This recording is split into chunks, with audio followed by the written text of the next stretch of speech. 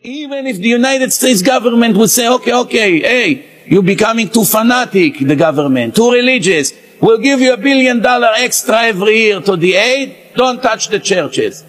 We're not allowed to listen to them. God comes before Obama and his friends. You understand? I'm telling you what the laws are. If we are strong enough to do it one day, I doubt it. All place in the world that we will occupy in a war, Milchemet Mitzvah. We go to a war, we occupy. Let's say we occupy Lebanon. And over there there's idol worshipping places. We have the same obligation to destroy it. Why? Because now we live there. We occupy the place. We occupy the place. The Torah say, "Uviar ta'ara mikirbecha." Don't leave anything, any idols among you.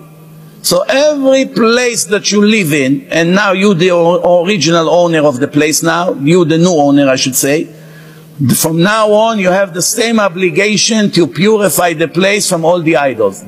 Because it's against the Torah. Remember, it's not what's good for me or not.